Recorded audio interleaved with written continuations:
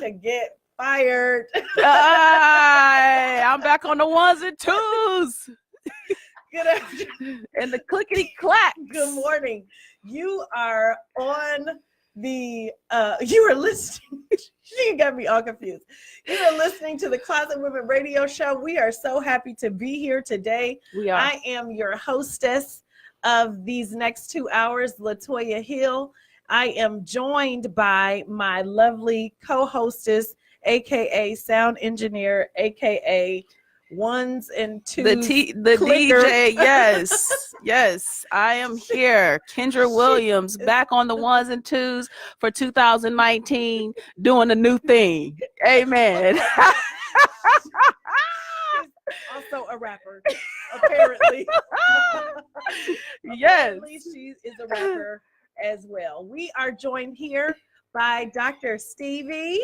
Yeah. We are so glad she is here. Yes, we are. Have a cool rap. That's Thank you. I was not prepared. Thank you for that. Thank you for sparing us. Thank you for sparing us. That's what my mom is always like. I'm a poet and don't know it. I'm like, yes. Still not. I like that. Still not a poet though. I like that because I'm a poet and don't even know it. Yeah, still, yeah. Because I'm on the clickety clacks, the Don't computer talk mouse in the house. This is so terrible. I'm working the mouse. Yes, I'm working the mouse and I'm in the house. She won't stop though. If you tell her that she's doing better, she won't stop. Can't stop, won't stop. Amen. It's Yes. 2019, and like the word of God say, he's doing a new thing. Amen. You know what? That just came out of nowhere. That's fresh off the Holy Ghost press. Oh.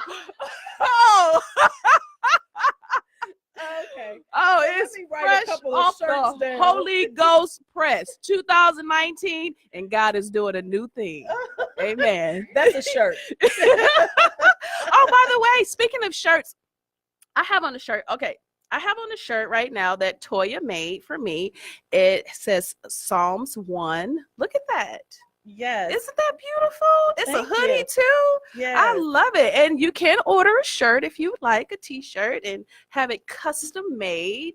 Yes. Don't you guys love that? I think that is a beautiful shirt. It is beautiful. I did not make this shirt. You didn't? No, I bought it. And at first I was like, no, I can make my own blessed shirt. But then I bought it because of this. If you don't. I did not notice that at all. I saw this part. It was like, oh no, I can't do that on my own. Yes. So this is okay. Let me get it straight. Okay. Wow. So this is why I bought it. So I'm gonna have this on today. This is really why I got this. I'm so blessed. I'm a unicorn. Yes, you are. Yes. You are unbelievably blessed. So So that's why I got this and I didn't make it myself. But thank you guys so much for tuning in. Thank you, Mama Val, Miss Sally, Patrice, with Faith in the Fight. Thank you, Jen Shu. We are so excited to be here today. Amen. It's been rough. Man, it's really been a rough week. It's a faith walk week year. Yeah, it has been a rough week for me today. In all transparency, today was kind of rough getting here. Kendra was like, "You got some tissue in here?" Because I was in the car like, and I'm like, "I got some napkins." She said, "I mean tissue though." I'm like, "No, this is good because it's gonna be like little napkin balls on my eyes." Glory to God. But Glory God to God. is good, and I'm not sad anymore. And even in my tears this morning, because things are hurtful that we go through, but we have to be resolved to trust God. Yes, we do. Even in the midst of the things that are hurting us, and not stop. Like, can't stop, won't stop. That's right. Like, don't allow trials or the fact that things aren't easy to stop us from moving forward. Things ain't, why do we think they're just supposed to be easy? That's not how really it works. So yes. we need to be resolved, make a choice, and we're going to talk about choices. And I just invited Dr. Stevie here to do that. She's a doctor, y'all. I'm not going to list her credentials. She's going to do that. She worked hard for them. So I'm not going to butcher them. I'm going to let her, talk about it. And it's going to bless you, because when we first heard her speak, it really did bless us. It did. Like light bulbs going off. We were like, she's got to come on the show. Yes. And she was like, sure. Yes. So we are really excited. I wanted to take a couple moments to give some birthday shout outs. Amen. Today is my sister BFF Keisha's birthday. Hey, happy birthday, Creamy. Me and Keisha, actually, me and Keisha's friendship is how really down, kind of following the trail, how I know Kendra. Yes, because Keisha is a Flintstone. Yes, Keisha's from Flint. And so I know Kendra through the relationships that I have built from Keisha. Yes. And so I'm so thankful for having her in my life for 20 plus years. Yes, glory. And, I am too. Thank you, Keisha, for bringing Toya into our lives. I love all y'all. So happy birthday. I pray that you enjoy your day. And also I want to give a shout out to my friend Jenna, who worked with me at my old job. She's my other sister. She's from Scotland though. So we got different parents, but she's Scotland. Yes. Is that their accent? Scotland. No. Oh, you just do languages. I mean, you do it all. You just do it all. Scotland. Yeah. No, that is not how she sounds at all. At all. Is it Scotland? How do they say it?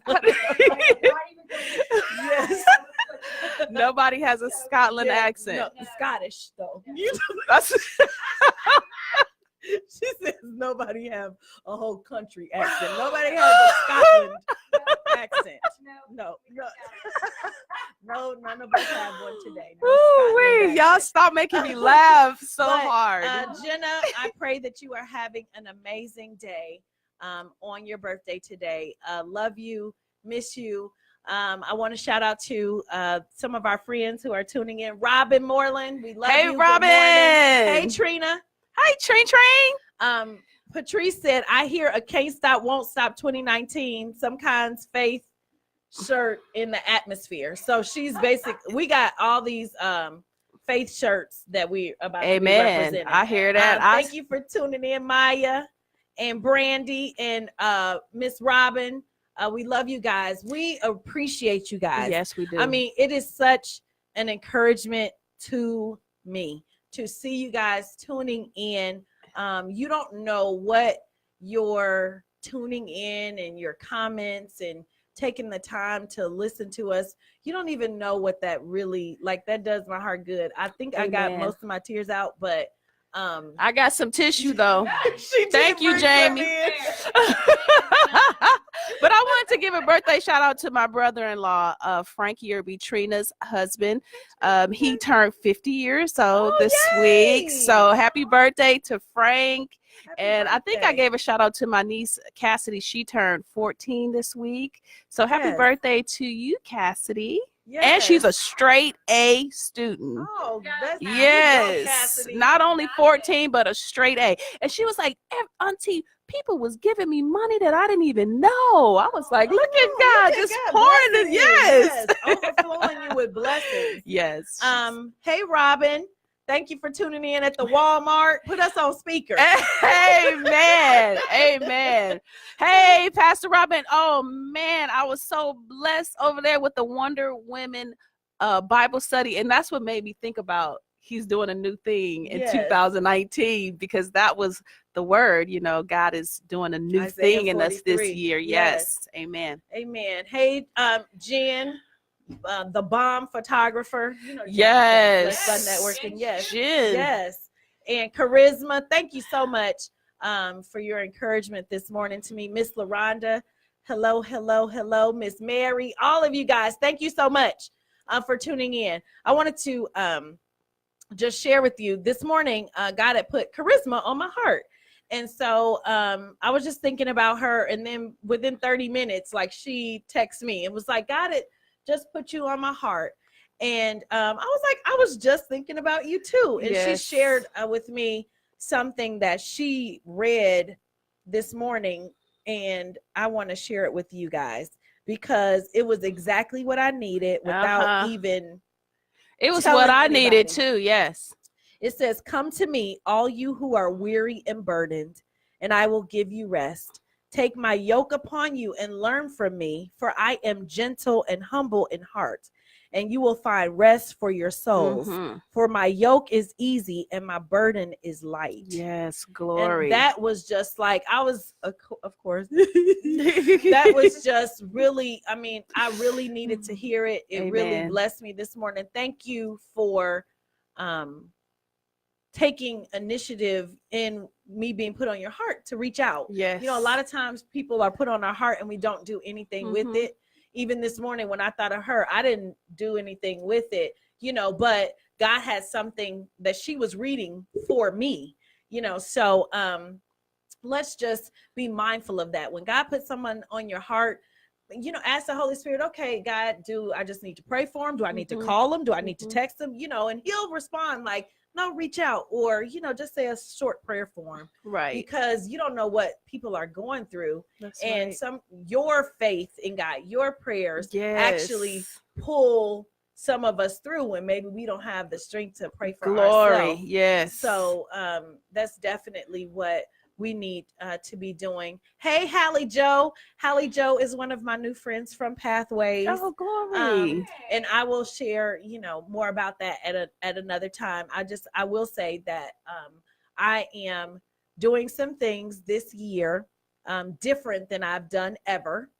And that's why I'm glad Dr. Stevie is here to chat with us about that. Making some choices in my life because I have come to the realization that I hadn't always kept agreements with myself for myself.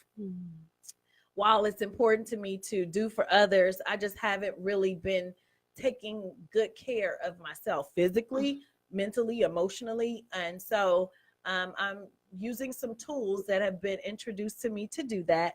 And I promise you guys, my life is changing. My heart is changing. Glory. And I'm thankful.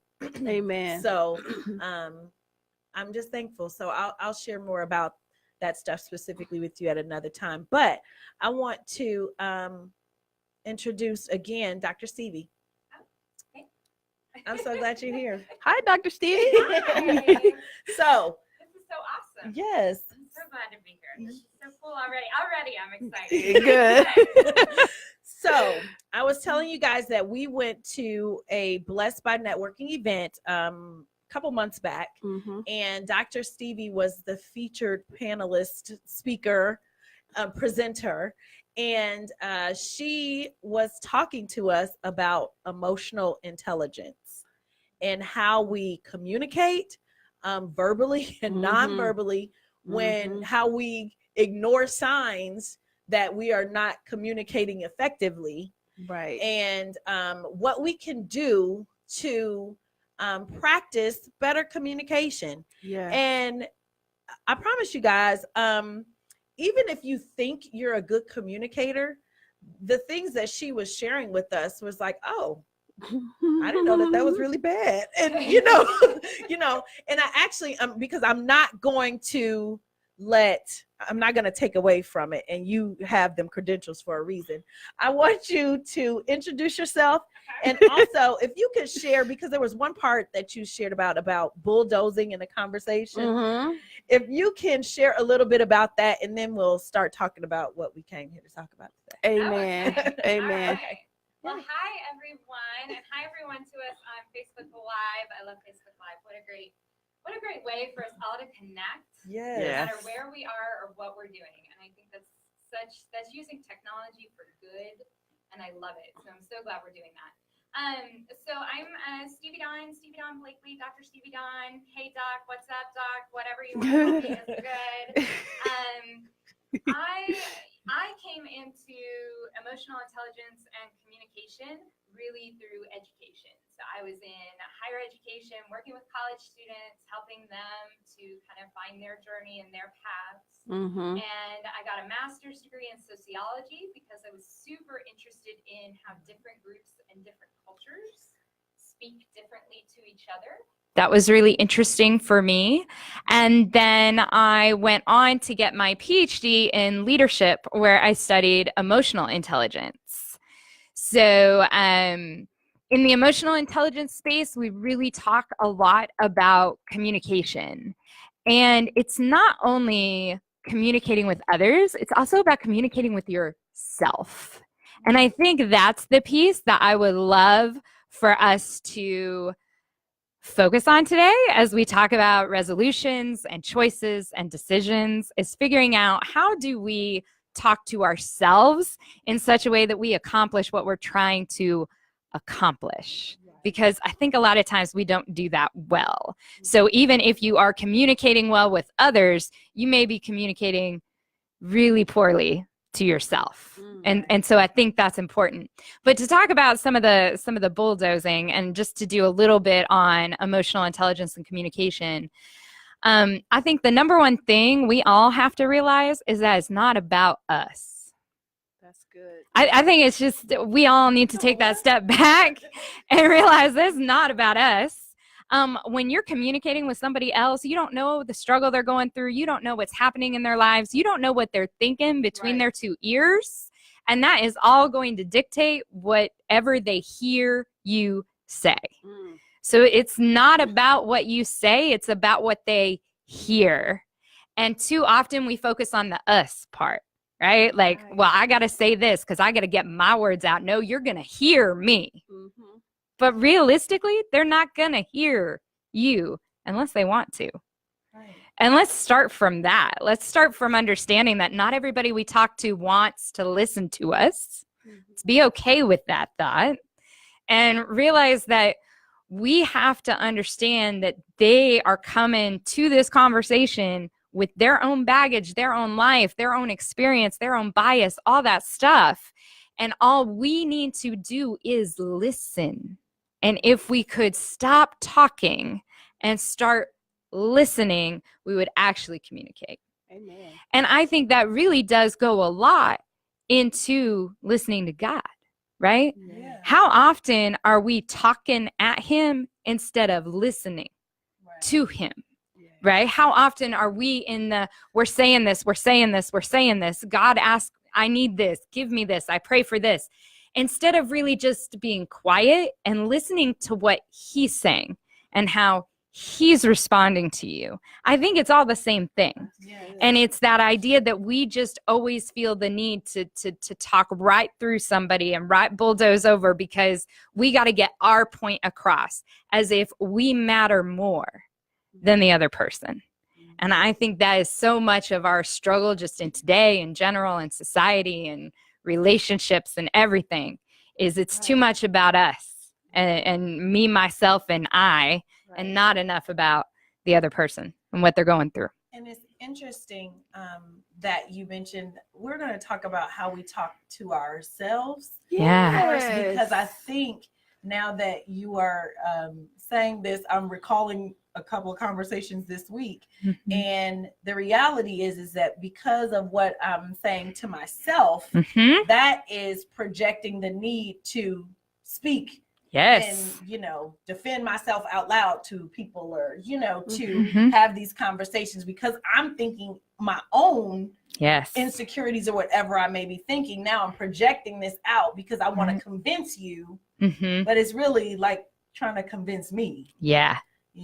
And realize that our own voices are always going to be so much louder than the voices of anybody else. And so if you're so busy wrapped up in your own voice, listening to yourself, you're really not listening to them and hearing them out and really taking what they're saying and actually thinking it through. You're just reacting. And most likely you're actually not reacting to their words, you're reacting to their body language, to their tone of voice. And that may not actually be what they're saying, but that's what you're reacting because you're playing it in your own head. And as you said, you project that out. And so I think we were talking earlier about somebody saying to somebody else, you know, you look beautiful today. The truth is, those of us who say that to somebody else, we say it because we need to hear ourselves say it to ourselves. And by saying it to you, I don't feel shallow. I don't feel conceited. I don't feel that burden of, oh, I'm not allowed to tell myself I'm beautiful. I can tell you you're beautiful, but what I'm hearing is I'm beautiful in that. So when we compliment others, we're complimenting ourselves. And the reason we feel the need to do that, right? You feel the impulse to do that is because that's something you yourself need to hear. And you're not telling yourself that, so it's easier to tell somebody else. Wow. Right? Yep. Craziness. Girl, this is good. Really, Everybody got really quiet. I got PhDs for this on purpose. My heart is like process everything, but that is so true. Mm-hmm. That is so true. So I called, messaged Dr. Stevie, and I just like calling you Dr. Stevie. That's so totally fine. Go for it. I love it. I worked hard for that. You go for it. I love it. Dr. Stevie, Dr. Stevie, Dr. Stevie. So I messaged her and was like, I really want you to come on the show. And she was like, well, let me know some dates. And I'm like, maybe this week. Like, I really want to do it pretty quickly because it's January and it's prime time for New Year's resolutions. Yes. That by this time, the 11th, we're pretty much in 100% failure rate on those things. True statement. True statement. We have put, New Year resolutions for. And so I wanted her to come on and share with us kind of why we go through this cycle every year. We go through this cycle of making these resolutions, why we can't keep them, why we wait till the new year to make the resolution, and just share with us from, a professional perspective, like what is wrong? What is happening with us? Where are we falling short? And what can we do? Right. So what this whole idea of a New Year resolution is bad. Can we just say that? Like, can I say that? It's bad. We need to stop. Yes, we need to stop. So I think, right? Can I say yeah, right? I'm like, I'll say it anyway, but I'll feel bad later. For me, it's thinking through this idea of, like, I always heard that new year, new you. That kind of like new year, new you thing. And I'm thinking, what is wrong with the old me? Why do I need to be new in January? What is that? Like, why is January my magical month? Because I will tell you, for me, I don't like this weather, y'all. It's cloudy and rainy and cold. This is not my time. This is not my time of year. Like for me to be a new me, this is not the time of year I would pick, right? But we do that. We pick these things. And so I think we got to really look at it. And if you're setting these, I don't like the word resolution, I'm going to go with goal. If you're setting these goals for yourself, I want you to ask yourself, why now? Is it because you postponed it because you really had this idea back in August, but you were like, oh, we don't do anything new in August. So we're going to wait till January, and then all of a sudden it's going to happen. Right? I got to get I got 90 seconds to get my life right, and then it'll be okay. I was telling this story earlier about being on the Peloton this morning, and during one of the cool down phases. There's no cool down in a Peloton ride. I don't care if you've ever soul cycled or whatever, you know what I'm talking about. There's no cool down. But anyway, she goes, you got 90 seconds to get your life right. We're about to hit this hill. And I'm like, 90 seconds to get your life right. Like, wow, there's a lot to think about in 90 seconds. But I think we do that for goals. Like, we set these goals and we say, well, by the time it gets to January, I'll be ready. Are you ever really ready? No. I think if we wait till we're ready, we never move. We never make changes. And then, right from an emotional standpoint, you put so much emotion tied into, but when January comes, I'm going to see this through. I'm going to do it. And now it's January 11th and you're already mad at yourself. And overwhelmed. Right? And because you probably didn't agree to one new thing, you agreed to 50. A whole new life. A whole new life, a whole new you, right? A whole new you. A whole new world. I was thinking about singing it, but no. Me too. I was surprised she did it. I really was thinking. You were about thinking that. it. We were all That's thinking it. why- Now it's playing in your head. That's why I said no, because No. I knew it was coming. It was coming. Already, It was so it was coming. revving up. Let me just New worlds. A new horizon in the view. Is that the word? I don't think that's the words, but that was beautiful. I'm like, you So done- beautiful. You done just did a free plug to Verizon. Oh, true. We should get a sponsorship for this. Should write their next jingle. A new Verizon. A new Verizon iPhone, in my view. I love it. A new phone. I need a new phone because I am done. I'm not talking about what it is. Oh, too funny. That was awesome. the Peloton 90 seconds. Anyway, 90 seconds, new year, new day.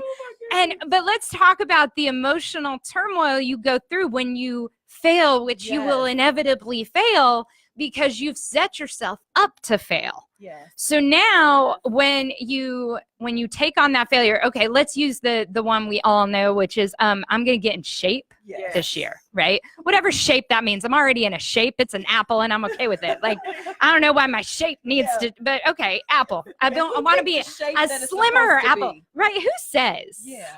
Who says which They. shape? It's they. I'm in Stevie shape and I think that's okay, right? Like that's an okay shape for me to be in. But we all say that, like, we're going to get in shape, we're going to get fit, we're going to get healthy. And those are all great, great goals. But those are not goals you accomplish in 11 days. You're not going to see the progress that fast. And then what's going to happen is, unfortunately, we don't look at the goal and say, well, I failed that goal. We say, I failed me. Yes. We make it personal. And we become that person who let ourselves down, who disappointed us. And that emotion, any emotion that is internally driven, that's about yourself, will always play harder and last longer than any emotion you feel for somebody else, right? You can love somebody and that can come and go. We all know that, right? You can like somebody and that can come and go. You can be proud of somebody and that comes and goes. But when you have an emotion about yourself, that you're disappointed, that you let yourself down, you will remember this date. If you gave up on January 11th, you'll still be talking about it August 31st. You'll still be feeling that emotion because you don't let it go because it's you and it's about you. And so how do we set these goals for ourselves that our goals are going to push us, but how do we set them all year long? Instead of just waiting for this one magical day when it's all going to work out. Right. It's gonna Because, come over us. right? I mean, I will tell you, right, one of my goals for 2019 is to be more in shape, is to be more fit and more healthy. I started that goal November 27th when I got my Peloton. I didn't wait. Right. I didn't let the bike sit there till January 1st and then go, oh, now I'll get started. No, Hang that's the not how it clothes up works. on it. I mean, in fact, I remember that January 1st, I didn't work out. I wasn't feeling good. I just wasn't feeling it, right? Right. So of all the days to have started, So right, you on my the new year, I gave failed up her. January Yes. 1st. I was Yes. done. And that emotion that we bring into it is so powerful. And I think one of the things that we have to realize is that all of these goals and all these choices that we make are choices. They're decisions. You're choosing to prioritize one thing over another. You're choosing to spend your time over here. You're choosing to see the world through the filter you choose. Yes. And that's a choice we make, but a lot of us don't take the time to make it a conscious choice, right? So earlier today, you told me you see the world through a filter of faith. And everything that you encounter is going to be through that filter of faith. Well, you've obviously done some conscious thinking Yes. on what your filter is, right? And Correct. so everything you encounter will be taken through that. All of us have a filter, but we don't think about what it is. And it clouds all of our decision making. That filter changes how you see the world. And so that's going to change what goals you set. I would guess that goals you set for this year include faith-based goals. Oh, absolutely. Because that's how you do it, right? You don't see a way through it without that faith, because that's your filter, right? So any goal you set is going to be through that. Well, think about people who might have a filter of victim, or a filter of loss, or a filter of not enough, of worthlessness. These are all filters we could have. If you see the world through that, then every goal you set is going to come right back to that filter. If you even set any, sometimes right? we You don't even feel capable, right? Because how about that filter of I'm always going to fail no matter what I do? So why would I set a goal? I'm just going to fail anyway. It's a waste. And that's just a term that I was introduced to is self-defeating. Mm-hmm. And when you realize some of those things, it's like this battle I'm in is not like I'm not fighting somebody else. That's really me defeating myself from the gate.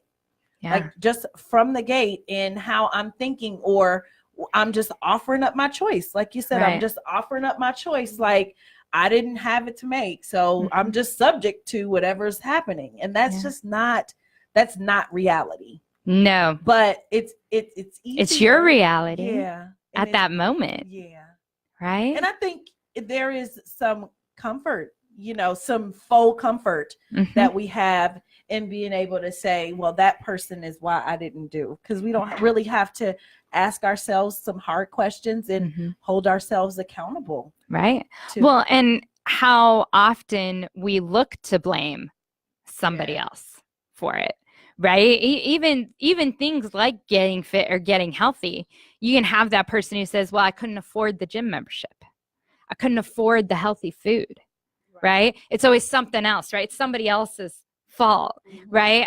My son needed the car, so I couldn't go to the gym because he took the car, which is cool. I was giving it to my son. That's a good thing.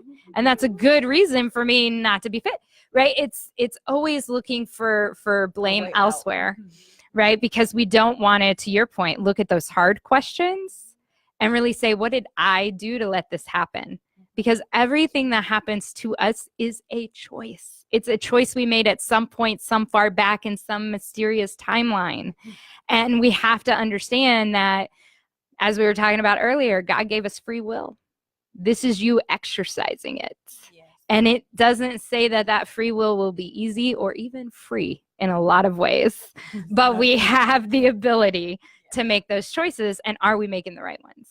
And so I think with goals, it's always this time of year, everybody wants to set them and everybody has like their best intentions of making this a great new year, right? People are excited and happy and inspired. And my question is, how are you going to keep that up when it's February, when it's March, when it's April, when it's May? How do you make sure that you still have that power and that intention 6 months from now? Right. A lot of us can't even keep something that strong for 6 days. How are we going to keep it for a year? Right? It's real. It's real to try and hold on to it. So I think it's hard. I think with goals as well, sometimes we make these goals because in our hearts, that's what we want, but have like zero plan. Oh, yeah. And go without a plan is just a dream. Right. And that's cool. You save that for bedtime. You dream it. It's not reality. She's about dream on that sleep. But that is true. Like a goal without a plan. I like that. Maybe I should put that on a shirt. It is a good shirt.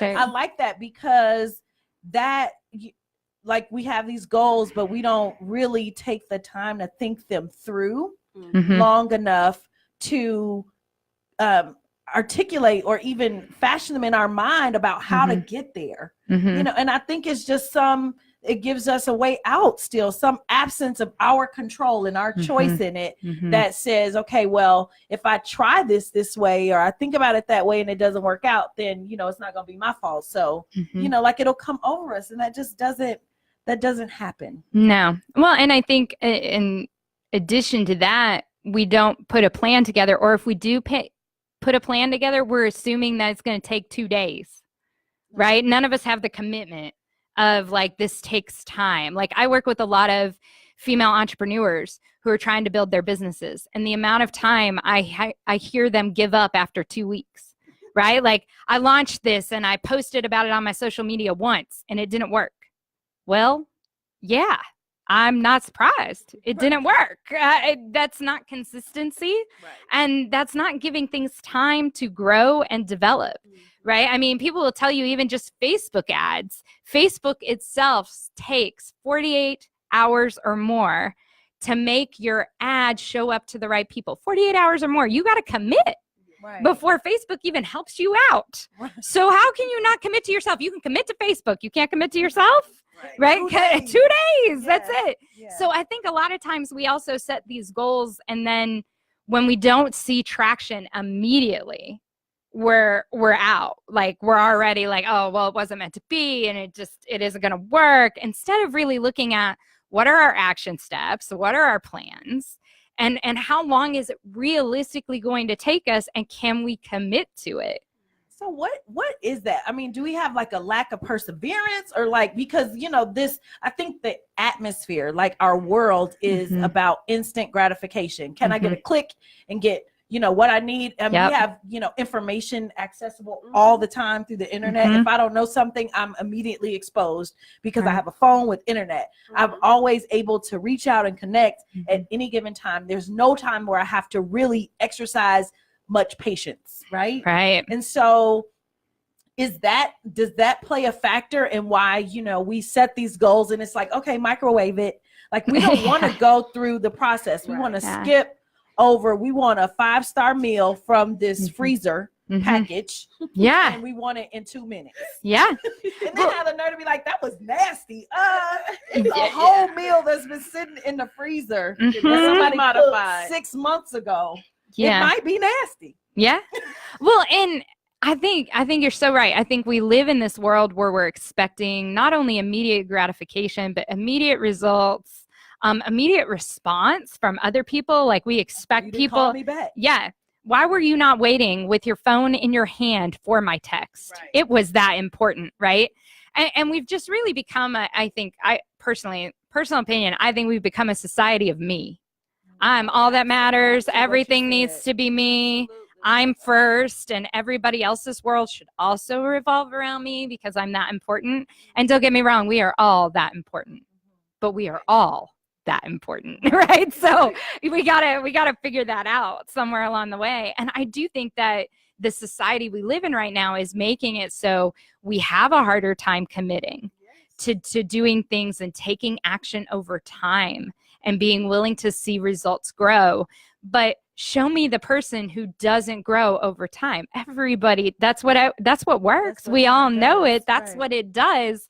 But yet we're expecting it to be different, and it's not going to be. And I think we really fall into this trap right now of, and I see it on social media all the time. I actually did a video about it the other day. Like, all these people post that life is supposed to be easy and business is supposed to be easy and love is supposed to be easy. When did easy become what we were striving for? Right. I don't strive for easy. I strive for awesome. And that's not the same thing. That takes work. That takes work, and it takes time. And I think we got to get out of that mindset of expecting everything to be easy and go, no, I expect it to be hard work. I expect it to be worth it. Right. Like I invest, and that's something that I realized about myself. I'm like, I need to invest in myself. Yes. Like, and invest means that I have actually taken an action that binds me to whatever I'm investing and committing to. Like there has to be something I'm bringing to the table for myself. Well, and whether it is God or the universe, there's a lot out there right now on manifestation, right? Like you manifest it, you put it out there into the universe, and the universe will provide. But you know what? You got to put it out there. And I don't believe that God necessarily hears me if I say it once. Because I think if I say something once, he's probably thinking, yeah, that's what she's feeling right this second. Let me check back with her, right, in another day and see if she still feels that. I think he needs us to be consistent. He wants to know what we really want. And yeah, I mean, yesterday I wanted a pony. Today I want a unicorn. Right. It's a totally different thing. Right. He wants me to say I want a unicorn for 90 days. And then he's like, man, you really want this unicorn. Right. Okay, Right. let me see about that. How can we expect to get what we want when we're not willing to say it to ourselves more than once? Do we really care? Do we really want it? I think the universe, God, whatever you want to believe in, it's not going to provide for you if you're not willing, right? You got to be willing to put up your side, right? There's a partnership to that. It's not one-sided. Right. It's not just asking, ye shall receive, just asking once in passing while I'm driving down the road. Gee, I'd like to have a BMW. Yeah, that's great. So with 50 other million people, like, get in line, girl. Right. Like, and even that, where even in the Bible, it's like, asking you shall receive, seeking you shall find, knocking the door will be open. But that's all actions being taken. Yes. It's not literal, like just poof, and here it is. Yes. It's take actions. Faith, it has legs and feet. You walk in faith by taking actions in accordance to what you believe in your heart to be true. It's not going to come over you by osmosis. It's not your life that you live today is not going to be better just because you're saying, I want my life to be better. But then you're sitting on the couch and not doing one thing.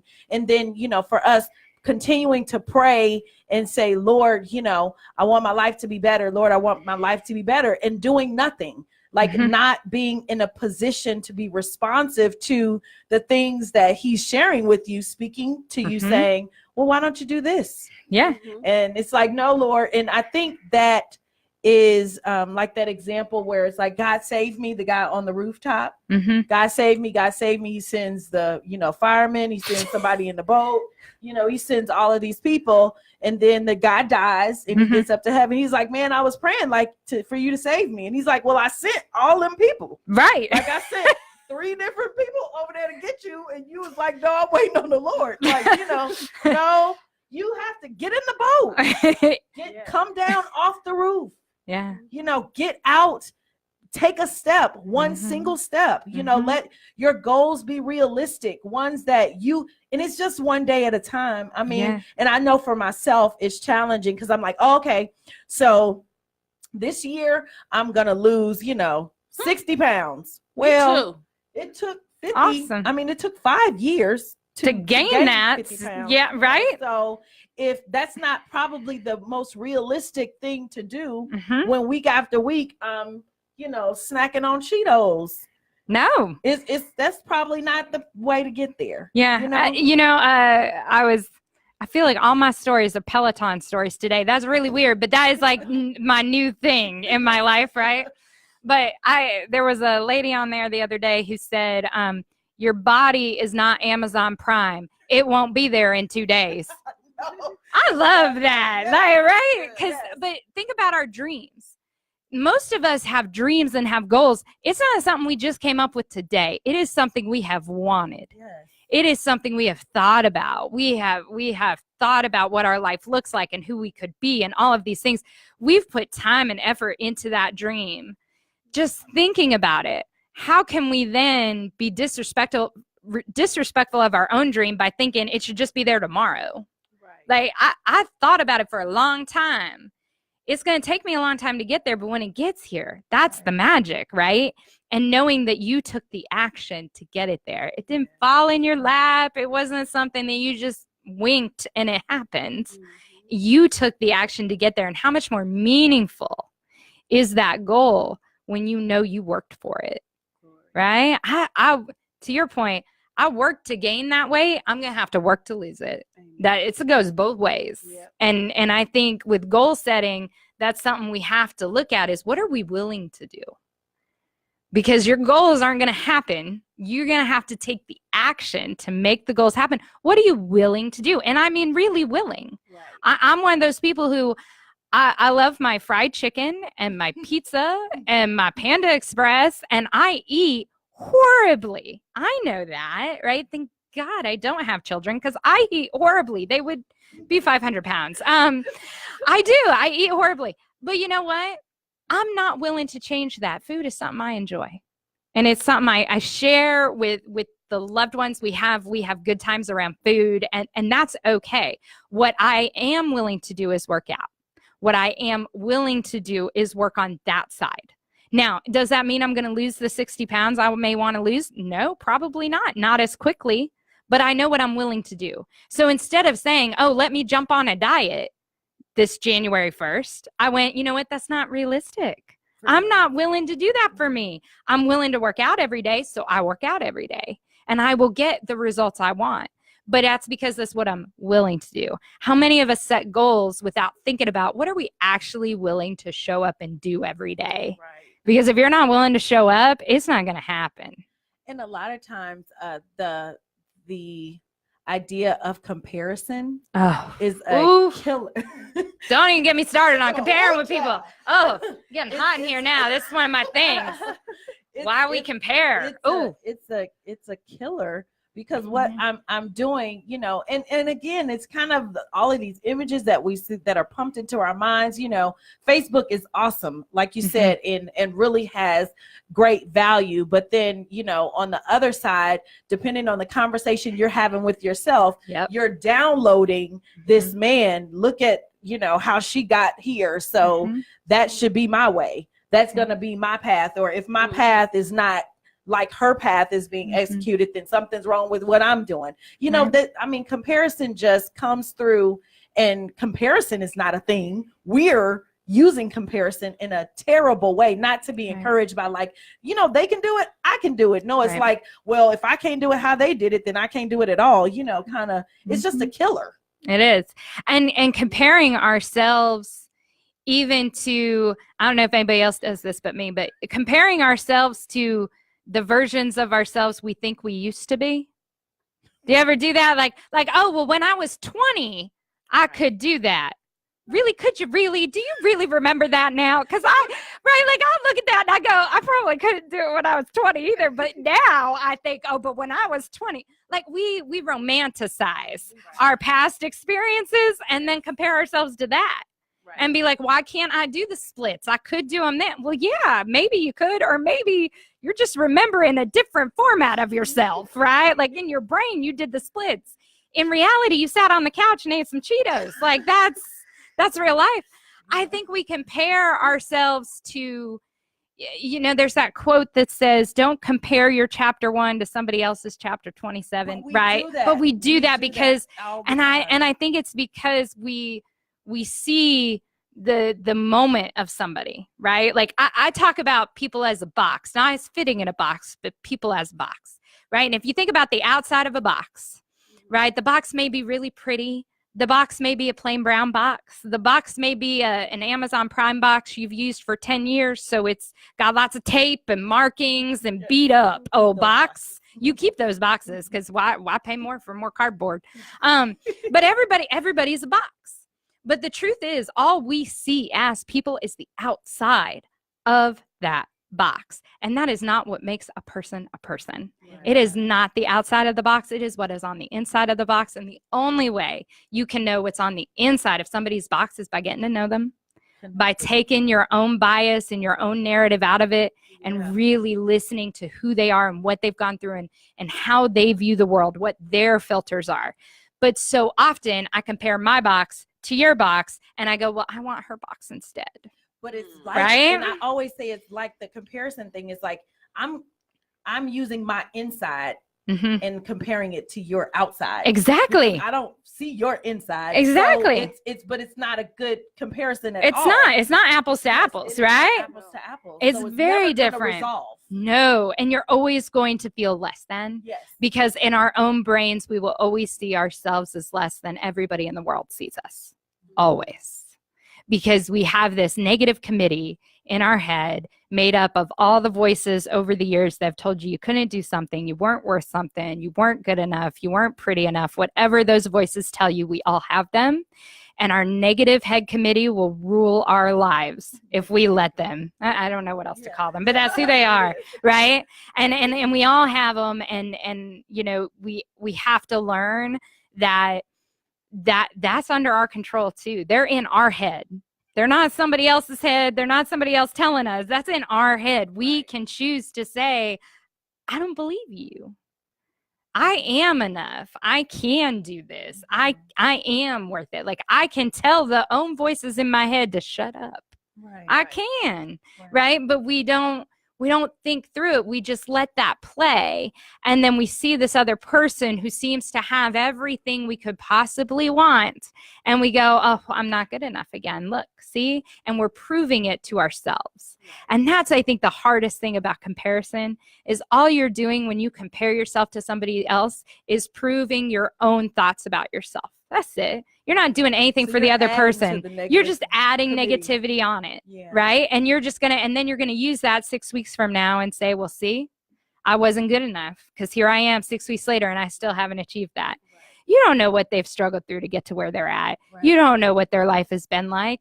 And so you can't possibly know that you could be the same as them. And why would you want to? You're you. Like, and from I think especially as women supporting other women, our voices need to be heard, and your story and your voice and your struggle is going to help somebody else with their negativity, right? So be that. Don't worry about being this carbon copy of this other person. And I'm so glad that you said that, because as this radio show came to manifest unexpectedly, of course, because we definitely weren't pursuing it. No. Kendra, and I were talking about like, what are we going to talk about? Like, what is this about? And it's always been about allowing that platform for us to share our stories. These, closet women come out the closet of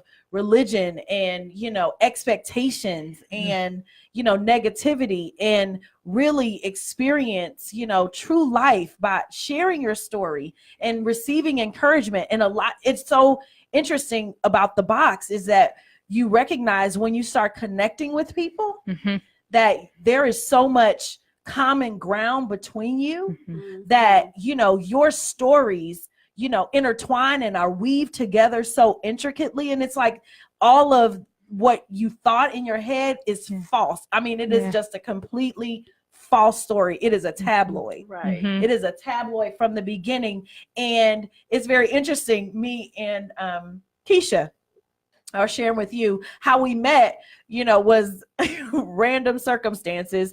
I was talking about somebody that I went to high school with and not a positive light. And I was years out of high school. And I mentioned this person's name, and she knew him. Not only did she know him, it was her cousin. Oh, okay. We weren't by our school. We weren't by the old school or anything like that. So but God already knew, like God was connecting us for sure in that way.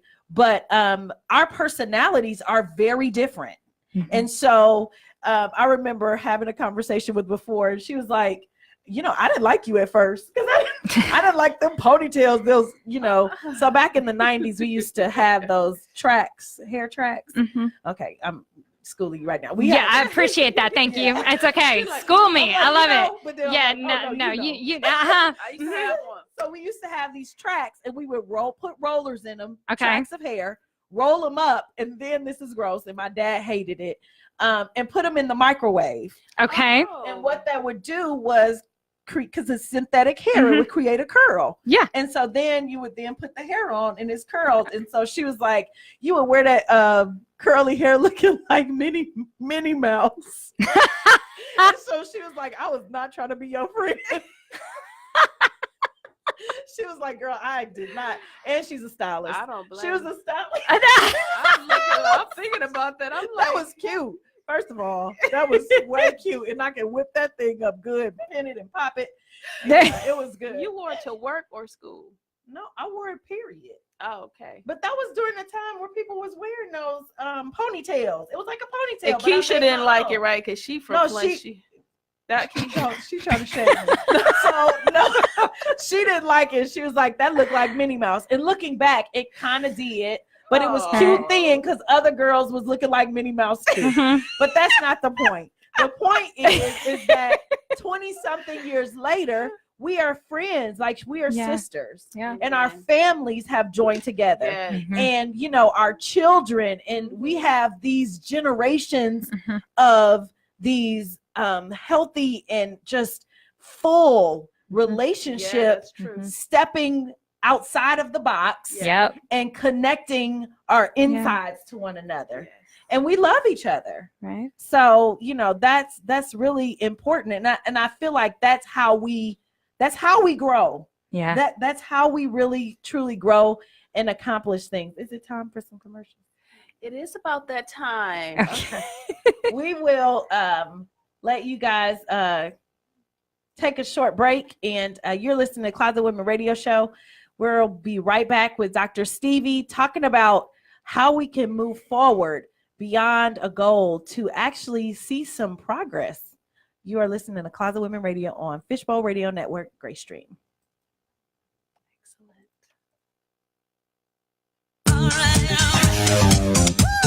Fishbowl Radio Network, FBRN.US. Jump in.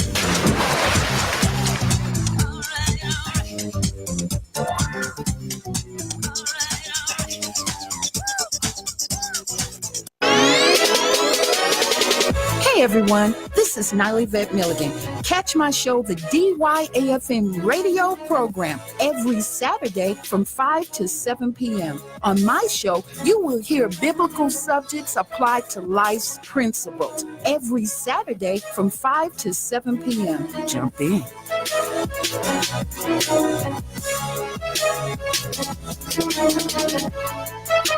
When it's time to advertise your company, business, product, service, think fishbowlradio.com.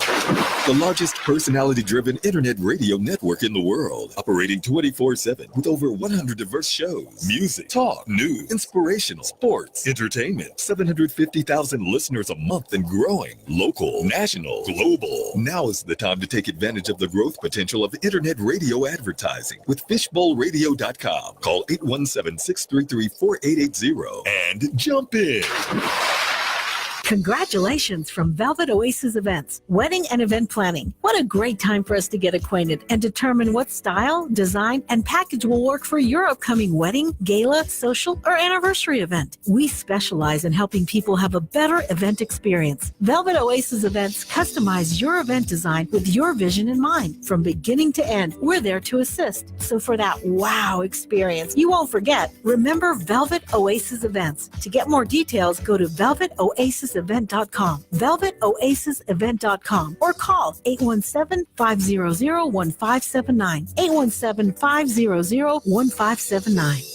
This year, make your corporate event, holiday party, or birthday magical with the Magic Mirror Photo Experience. Your guests will love it and be talking about it for days. Plus, they'll even get to walk away with their own unique red carpet picture. It's fun, unique, and gives your occasion that special touch that your guests will appreciate. The Magic Mirror. Find us on Facebook to book now. Search Mirror Image Rentals. That's Mirror Image Rental. Let the magic begin.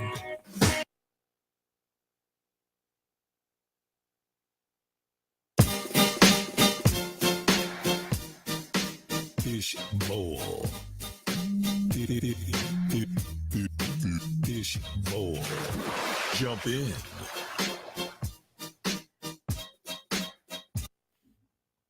Hello, hello, hello. We are back. You are listening to Closet Women Radio Show.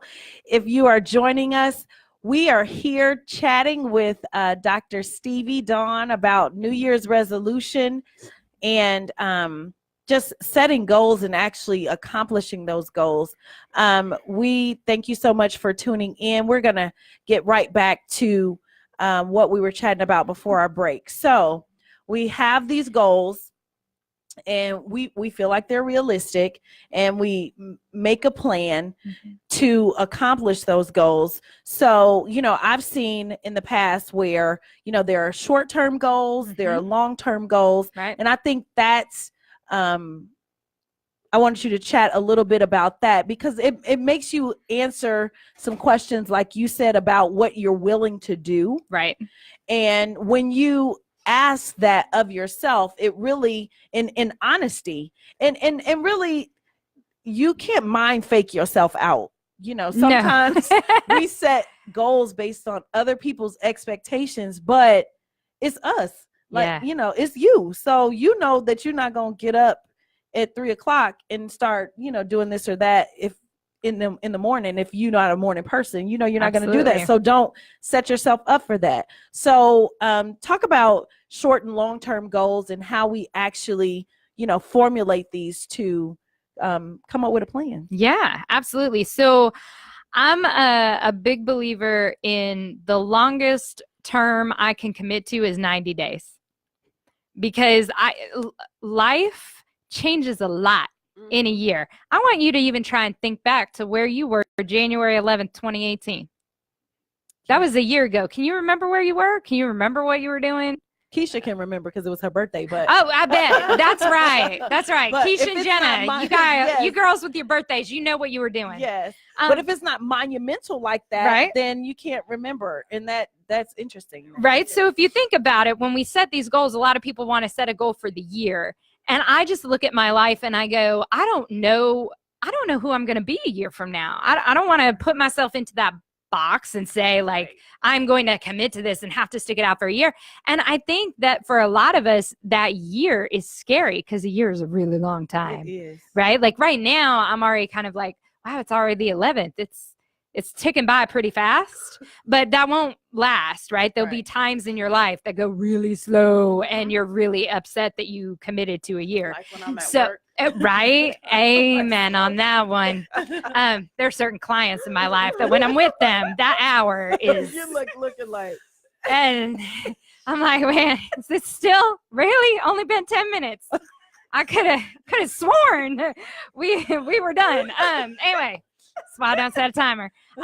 So I like to think in 90 days because I feel like for most of us, we can commit for 90 days. I can pretty much commit to most of anything for 90 days because by the time you get into it to realize you hate it, there's not that much longer. Right. It's almost done. Just stick it out, you know? So I like 90 days. So I try and set things for myself that are quarter based. Now, on a big scale, do I look at it and go, where do I want to be by the end of 2019? Yes, I will look at that. Specifically for my business, I'll set monetary goals and those kinds of things. But I then take that yearly goal and I break it up into 4 quarters and then I break it up into months. So I have a celebration. Y'all are going to think this is stupid. I have a celebration day the last day of every month.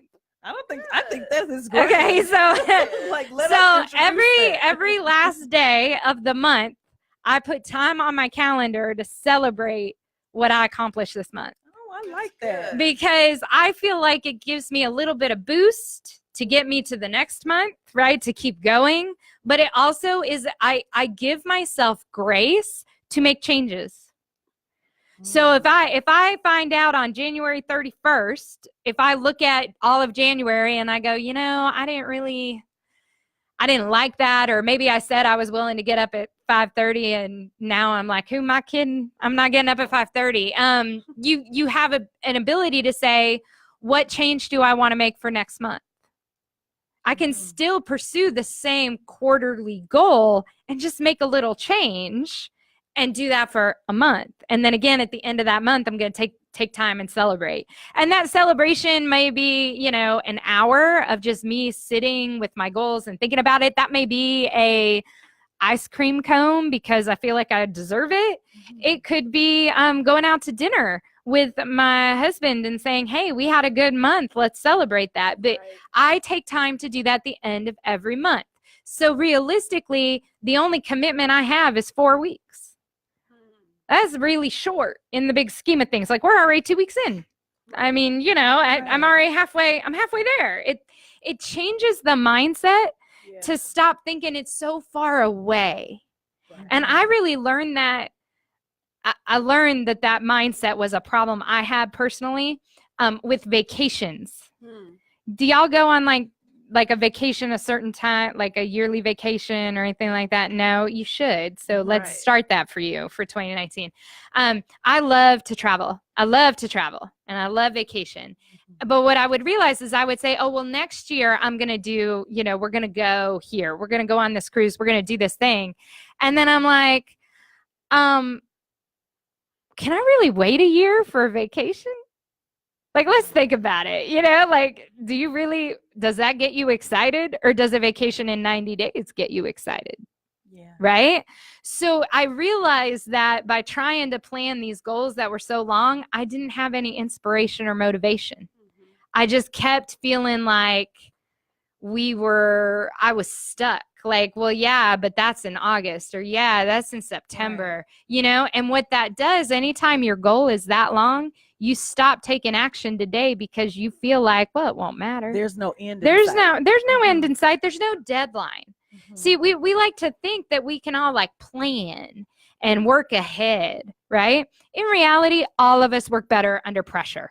All of us will accomplish more when our life is on the line than we will if we have all the time in the world, right? So if I say to myself, I got to get this done so I can get on that airplane so I can get to where I want to go, you better be sure I will get that done. Mm-hmm. But if I say, well, I just got to get it done by December next year, well, then November 29th, I can get started, right? Like we in our own minds, we will rationalize it and prioritize it differently.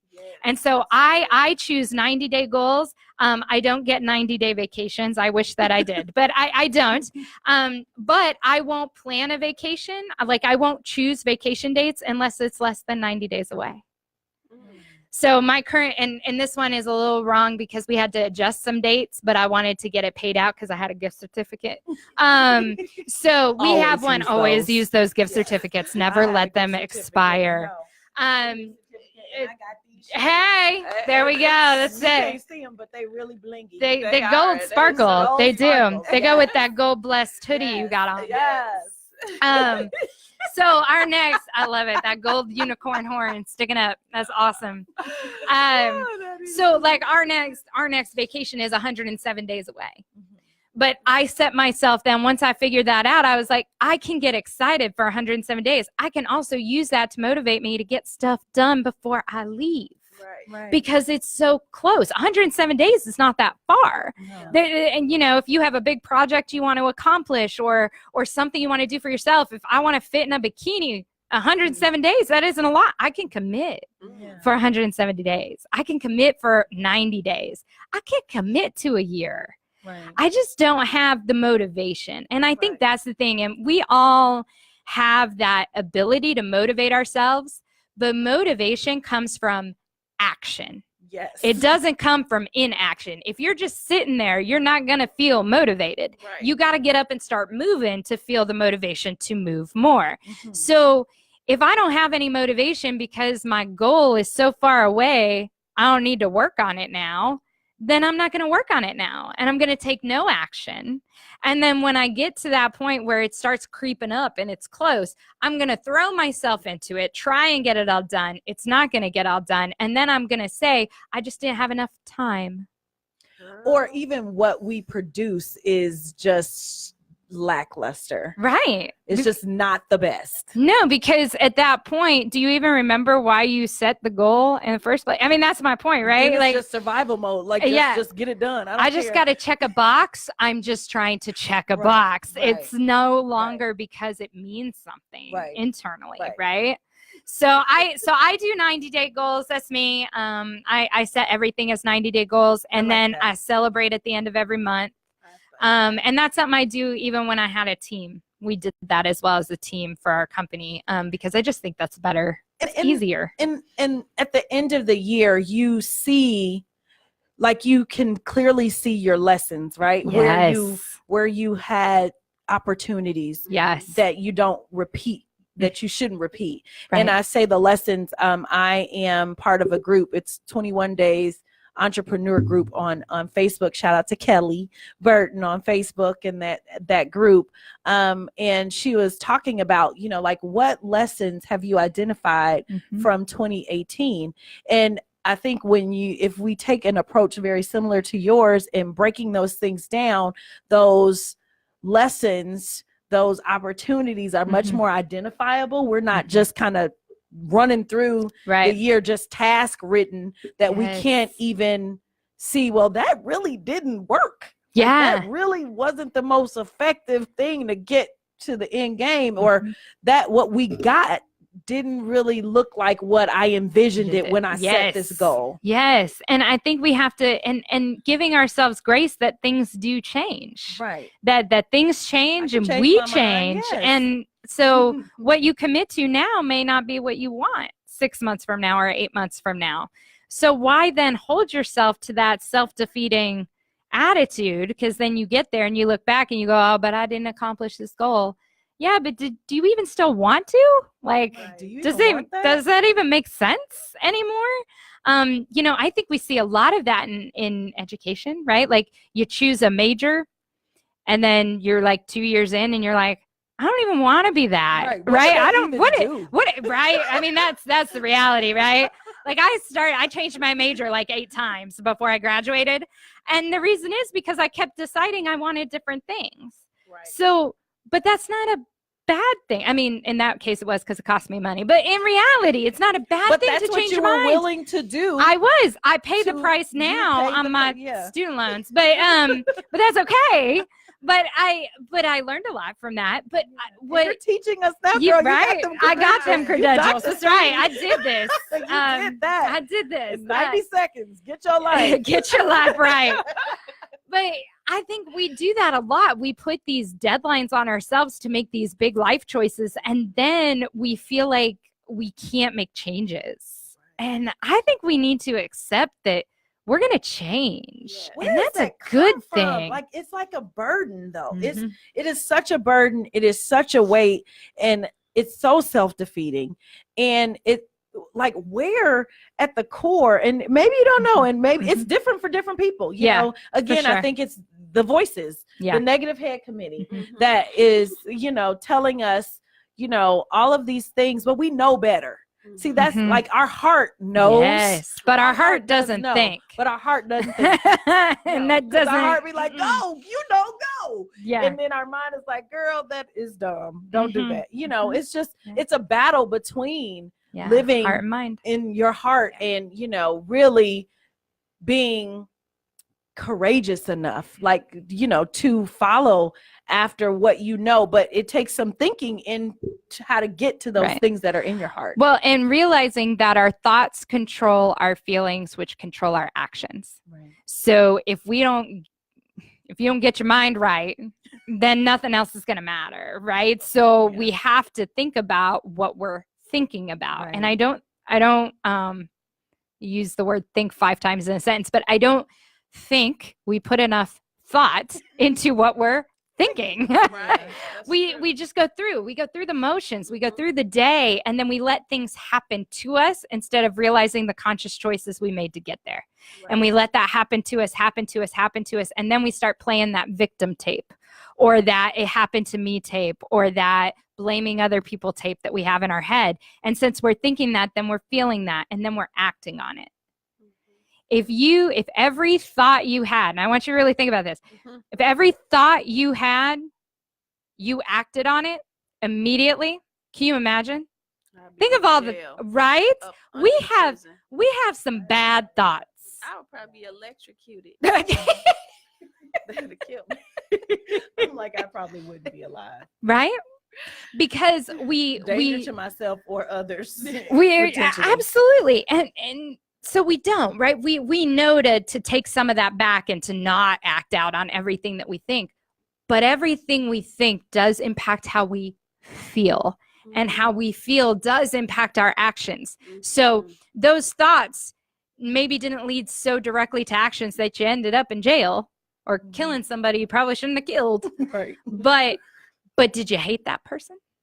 Did you feel anger towards that person? That feeling came from that thought.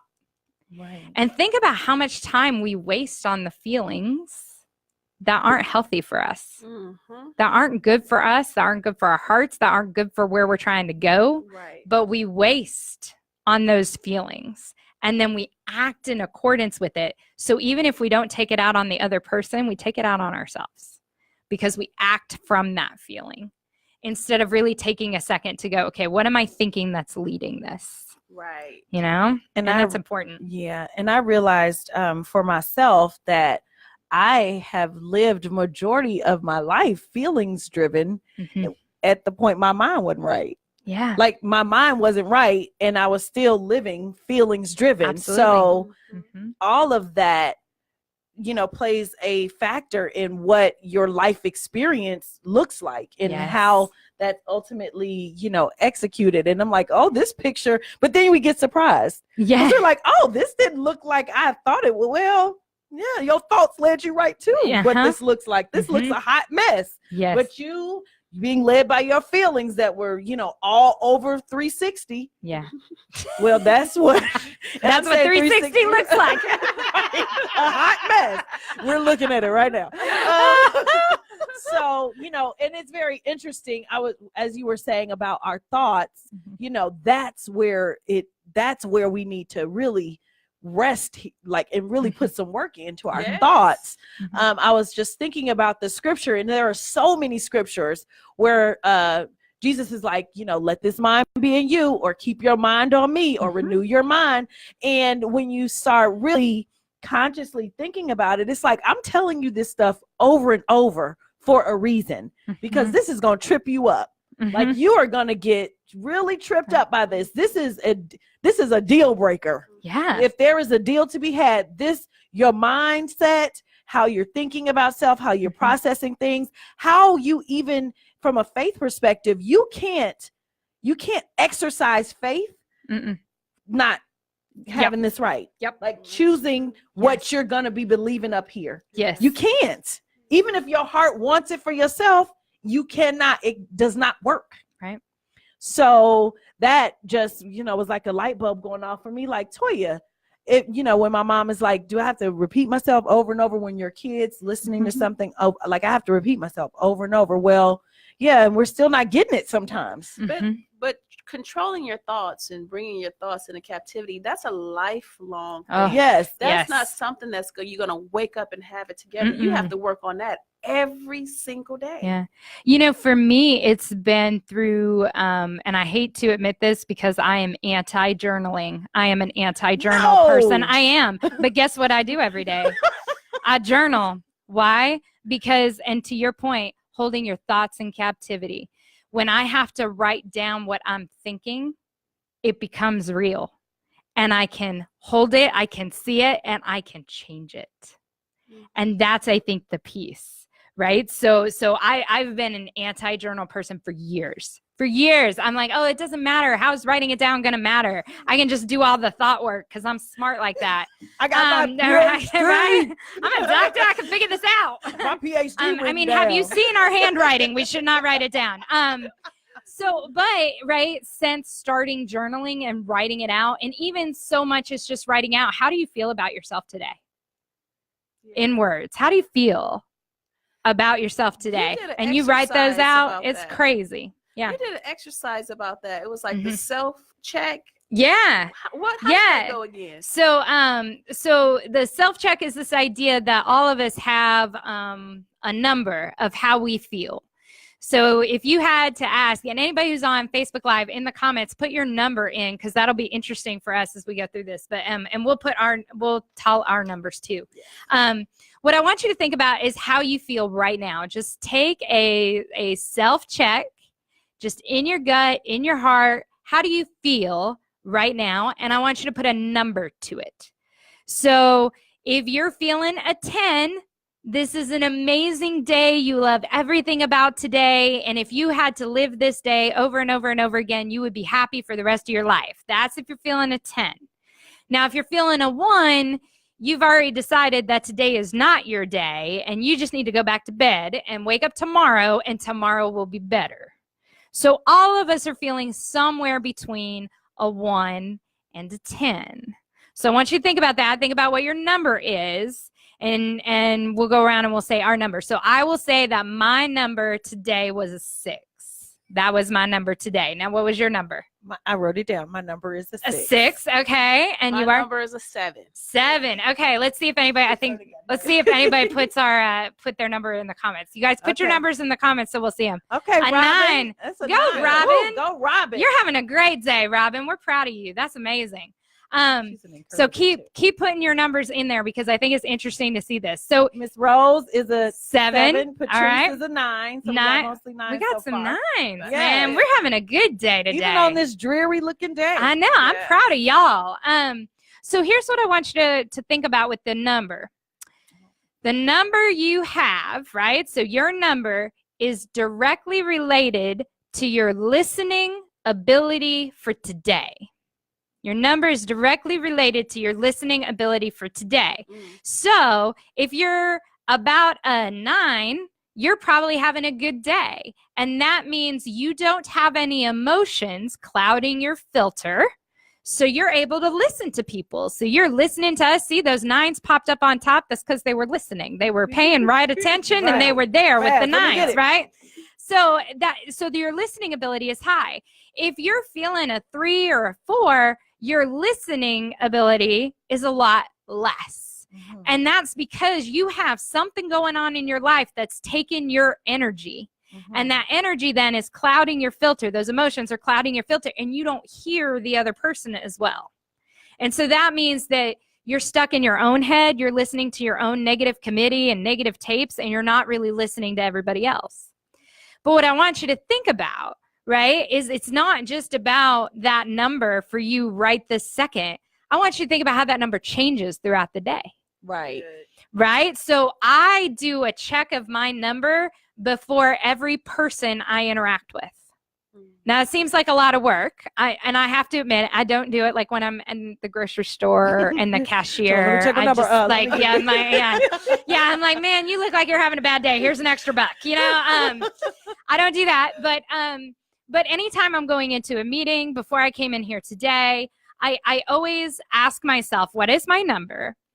And then I say these very important words, and I say them in my own head. If I'm by myself, I actually do the whole say it out loud deal. Good. And that is, it's not their fault.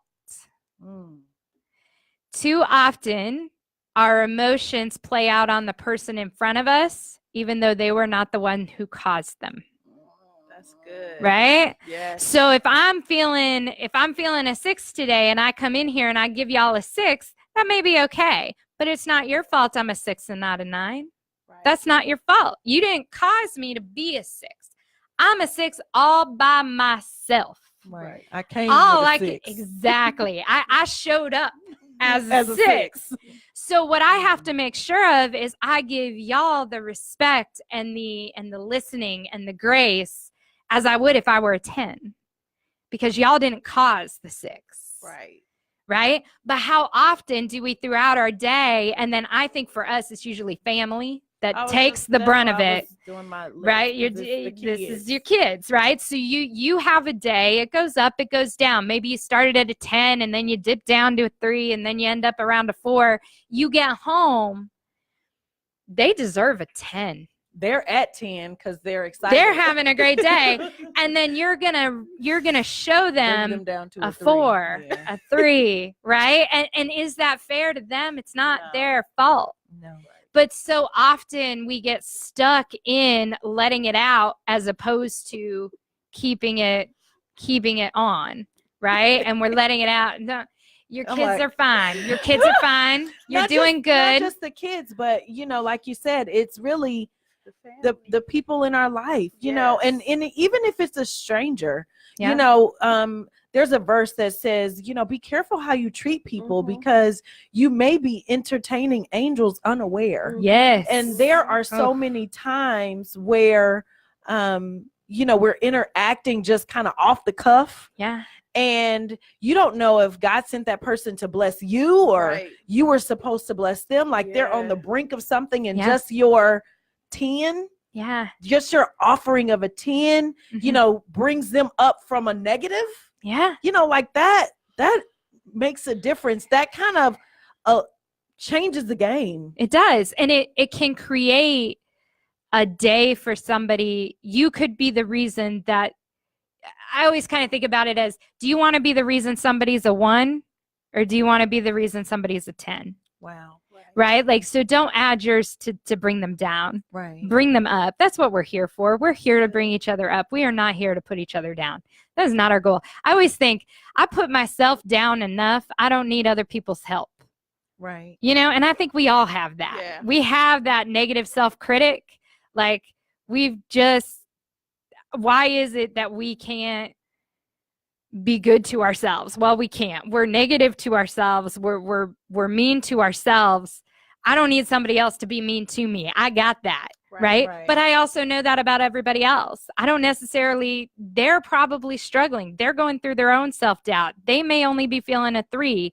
Why should I treat them as any less than a 10? Right? It's not my job to bring them down. It's my job to build people up. And I believe if we all took that as our job, if your job, you got paid based on making somebody else's day better, what a difference our life would look like. Like, how many of us would not have no check? Right? I mean, really talking about, you owe us. Yeah. Right? And I think that is important. So I do that self-check all the time. That's really powerful for me. And in my journaling every day, the first thing I do is write down my number. Mm-hmm. And what's interesting for me, and especially like right now, because it is the first of the year, so I'm looking back at how that number dictates how the rest of my day goes. Right. And realizing, right, when there's a 3, it's amazing how all the negative comments come out. Right. When I'm feeling a 3. When I'm feeling a 7, it's like, oh, this day was awesome and everything was great and we had so much fun. Right? So is the day any different? Or is it my perspective on the day was different? You got a caller. Right? We got a call? We have a caller, yes. 1 second. Good afternoon. You Hello, are my name listening. Is Aline. I'm a local evaluator in your area. It's a robocall. We hate those. We got a telemarketer. I love it. 1 now. Wow. They call right in the middle of us. Hey, we made them a 10 because we answered. There you go. That robot's feeling a 10 because we answered. Right. Yeah, we have some comments. Miss Robin said, treat others the way you want to be treated. Amen. And sometimes, I feel like we need to be treating others, sometimes better than we want to be treated at times, because sometimes our standard, even for ourselves, is just so low. Yes. And we just need to, like you said, let it not be about us. Yeah. Mm-hmm. It's like we need to let it not be about us. Right. Mm-hmm. And so many times it's the woe is me, and how am I feeling, and why do I not want this, or what can I do for me? Right. But self-care is important. Yes. But balancing that so it's not self-absorbed. Yes. Self-care and self-absorption are 2 different things. Well, and I'm glad you brought up self-care, because if we're talking about goals, one of the things I think we have to talk about is a goal for self-care, because I think we need to have those too. Amen. Right? It's good to have goals to achieve things, but it's also good to have self-care. And one of the things that I think about a lot is, so when I was growing up, we used to use a phrase, happy to help. So like you would say something to somebody, or ask somebody, oh, I'm so happy to help, or instead of saying like, you're welcome, right? It was like, as opposed to you're welcome, it was happy to help. And I say that all the time because that's how I grew up. So I say that all the time. And somebody pointed out to me once, and I thought this was so powerful. Wouldn't that mean you actually have to be happy in order to help? Mm. And so if you think about that for a second, if we're going to help others, if we're going to help our kids, if we're going to help our church, if we're going to help our family, if we're going to help our friends, we have to be healthy. We have to be happy. We have to be coming from a place of peace and contentment, because otherwise, are we truly able to help them, or are we just hindering them with negativity we may be bringing to the plate, right? That doesn't need to be there. And so I think having those self-care moments, like, you have to be healthy and okay in order for you to truly serve others. That is so true. So that is a realization that I and have recently made, for myself, just about serving from an overflow rather than a deficit. Yeah. And what that looks like. And a lot of times we say yes to a lot of things we shouldn't say yes to. And we don't want to say no, because we think about, well, if I don't, then what are they going to think? Then what is it going to look like? So then we begrudgingly do it. And because we do it, it's like, oh, in our mind, well, that's enough. At least I did it. But what we gave was not worth giving. Yeah. And so it's like it's important to take the time to say, okay, do what you need for your heart, for your own self, to be happy. Do what you need. Take that time. And I remember a girlfriend, when I was leaving my job, first, she's like, okay, I know you got all these plans and I know you wrote stuff down. She totally knows me. And you got your list. She was like, so tell me when you've made an appointment for yourself. Like, tell me, when did you make an appointment with yourself? And I hadn't. Yeah. I hadn't even thought about it. Yeah. She's like, because what's going to happen is you're going to start going and you're going to start running, and then you're going to get straight burnt out. And then you're going to hate everything about it. Right. And she says, and we always, in the church, and she's a woman of faith too, loves God. And she's like, in the church, we're always like, love your neighbor, love your neighbor. And she's like, we dropped the last part of that. And it's as yourself. Yes. So, and a lot of times we are loving our neighbor as we are ourselves, which is not much. Yeah. True statement. Which is not much. And so it's like, okay, Toya, what are you going to do differently? So this week I did a couple of things differently. There you go. But this week, like, I can't, like you were saying about, short term, I'm like, okay, all I got is kind of right now. So this is day by day. But in the morning, I have not wanted to do what I decided to do. Right. But this is what I committed to. And I had this conversation with myself. I said, who is this for? This is for me. Right. Are you going to feel good if you don't do what you said you were going to do?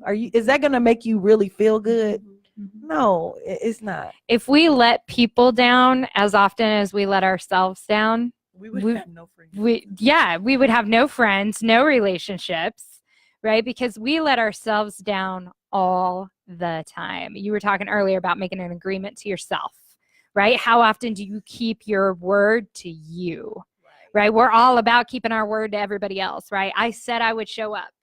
I said I would do this. I said I would plan that party. I said I would bring the cake, whatever it is. We do all this for everybody else. But when are we saying, yeah, but I also said I would take care of me. I also said I would get 8 hours sleep. I also said I would eat better. I also said I would exercise. I also said I would take 5 minutes before the kids woke up to just have quiet time, right? How many of those are we willing to push on? Because we will always push against ourselves for somebody else's benefit all the time. Yeah. But then I want us to really think about it, and not in a selfish way, but in a real way. But who's pushing themselves for me then, right? If I'm not looking out for me at some point, it's not everybody else's responsibility to make sure I'm okay. It's my responsibility to make sure I'm okay. Right. Your happiness is not determined by anybody but yourself. So if I'm not making that time for me, how can I expect anybody else to? It's really not fair, right? So we got to do that. Start putting unrealistic expectations on others. It's like, well, fill my tank. Yeah. Well, I'm depleted. Fill my tank. And it's like, well, I didn't deplete you. And not my fault. You depleted yourself. You did that. You made all those choices to, say yes to all those things. And now you're, kind of mad because you are doing things, that you've committed to do, but you committed to do it. And that is a conversation that I had with me. Yeah. And those are fun. Those are, celebration days. No, conversations with ourselves are rarely fun, right? Because it's always about all the things you should be doing that you ain't doing. Yeah. Yes. But when we have conversations, I think when I wasn't looking at it like beating myself up, I had a graceful conversation with myself. Oh, and we need more grace. Like graceful, Full. It was full of grace to say, okay, thank you, God, for helping me to recognize this. Mhm. And now this means that I am at this crossroad of opportunity Mhm. where I can choose to keep doing it that way, or I can take one step to do it differently. So Mhm. I'm going to do it differently. And I'm not attached to what I Mhm. used to do. Mhm. Like, because a lot of times we dragging wagons, Yes. Oh. of all Mhm. we, who we used All to the be carrying baggage. pictures of Mhm. what we used to look like all this stuff. Mhm. And it's like, let it go. It serves no purpose in moving forward. It's Yeah. just a weight. It's just a weight. It is. And, and I think for a lot of us, those conversations, it's right. It's okay to be disappointed in yourself if you don't hit a goal or do something. You said you were going to get this done. You didn't get it done. But instead of making excuses for yourself of, well, this happened, that happened, and that's why, what about changing it and saying, well, isn't it great that I get to try again tomorrow? Good. Right? All is not lost. All is not lost, right? And there's that gratitude piece that comes into it. It's like just in your own language, instead of saying you have to do things, you get to do things. Yes. Huge game changer. Yes, it is. So, I can't think of her name. Anyway, I was having a conversation with someone. It was really late, Mhm. and I had a lot to do. Mhm. And she was just talking kind of about her day. Mhm. And she said the same thing. She was like, well, I'm just looking at it like, wow, this is such a great opportunity that I have. Mhm. And then I said, you know what? It is. This is a lot to do, but I'm grateful for the opportunity to be able to do this. Mhm. And not because, there's others that can't do it, or just because it makes my heart glad to be able to. And that it allowed the time to go so fast. Yeah. And our thinking carries, so much burden It does. Right. when we're not thinking healthy thoughts. Yes. When we're not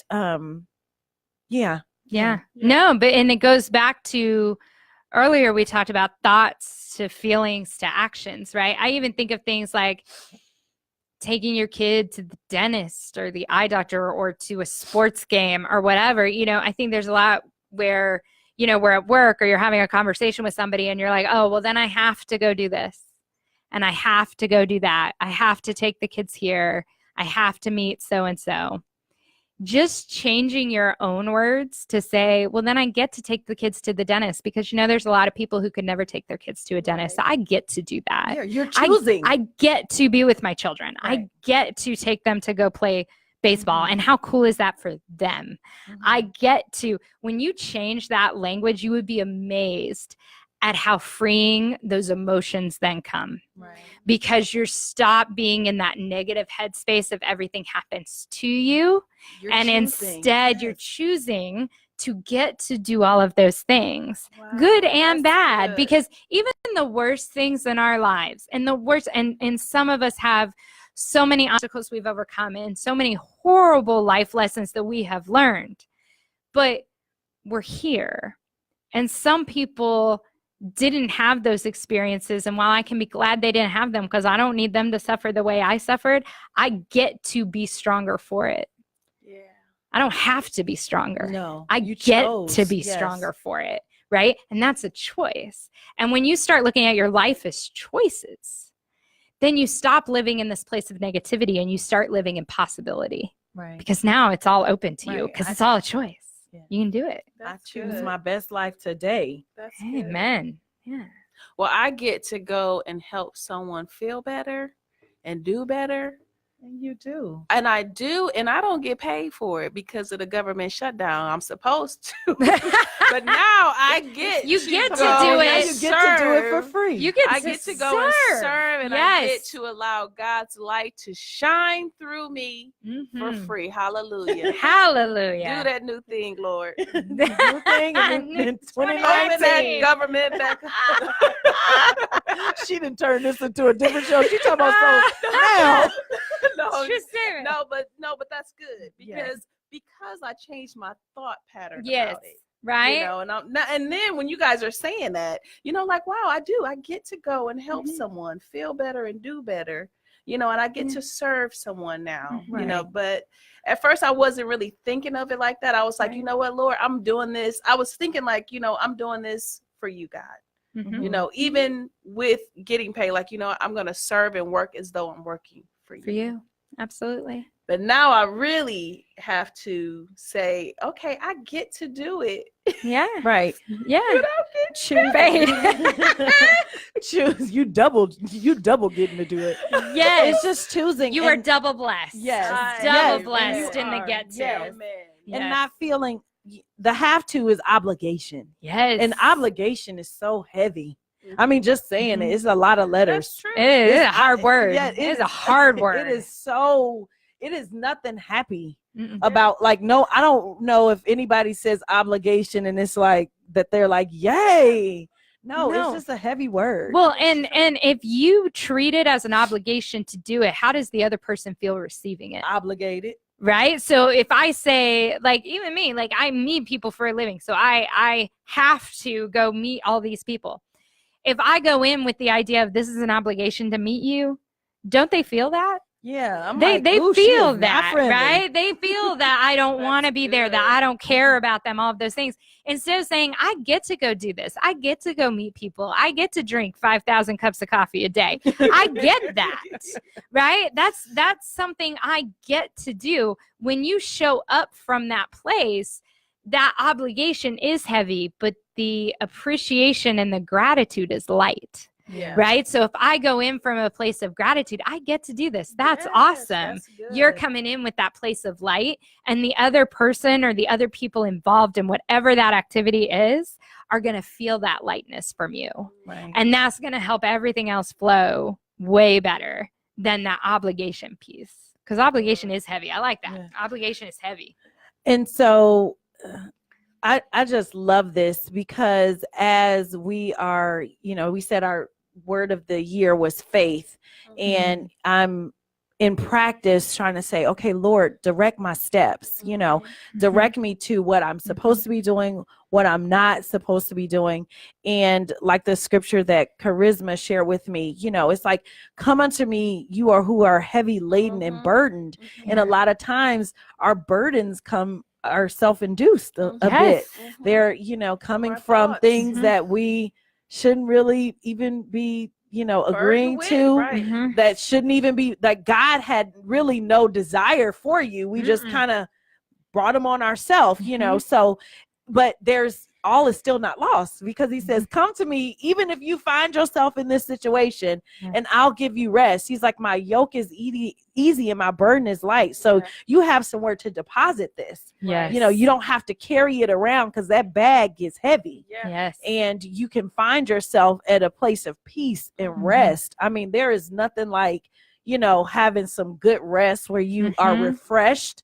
That's what comes with rest, refreshment and clear thinking. Yes. So that you can, approach things with a different perspective. Yeah. Absolutely. We have a little bit of more time left. So if you want to call in and ask Dr. Stevie a question or share something with Dr. Stevie that she shared that really touched you, you can give us a call. Our number is 214-556-6239. Again, that's 214-556-6239. We would love to hear from you. We appreciate you guys engaging on social media. And Patrice said that she loved your comment about is it the day or your perspective on the day? That so true. Asking that question. And I forgot that she did that at the event. And there was one person I think that mentioned like they were feeling really, I think it was Jen. Jen was like, I came in here feeling really bad. Can't remember her number that she shared. She took amazing pictures that day. She did. She took some amazing pictures that day because she gave us a 10. Yes. Regardless of what she was feeling. And as a photographer, that is an expression. Yes. So much so. When you are, she's acting in her gift, what she does and is not feeling good, girl, those pictures, yeah, Jen, call us if you can, 214-556-6239. But she said, yeah, it was a 6, but I was really feeling a 4. Yeah.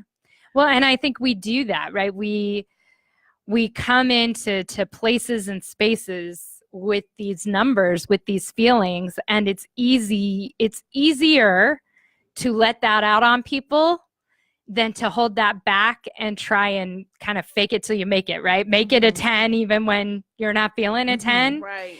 But it's amazing. The reason fake it till you make it exists as a phrase is because action is what changes things, not inaction. So if you are feeling a 4, get out there and get active. Get around people who are feeling a 7, an 8, a 9, a 10. As you start to fake that 10, you will start to feel that number get better. Because just going through the action releases those emotions. We have to remember that emotions are biology. They're hormones within our body. And so the only way to lessen emotion is through action, is through physical exertion.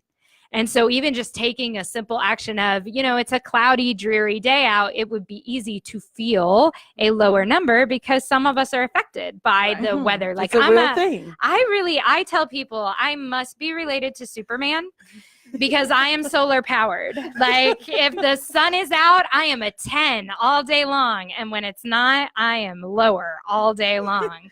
But you gotta think about those things. Yes. Oh, we got another call. We got a caller. Hello there. You are on the air with Closet Women Radio Show and Dr. Stevie. Hello. Hello. Is this Jen? There we are. Yeah, this is Jen. Hey, Yay. Jen. Hi. Okay, there's a delay. Okay. It took me a minute. She's like, hello.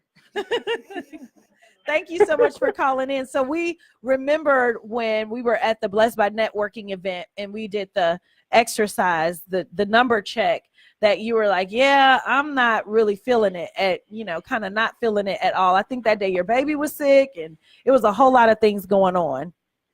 Yeah, that was that day that she was, when things happen in your house and there's a lot of things you don't have control over and you're doing your best to make it all work. And then, yeah, she was sick. She was not feeling well.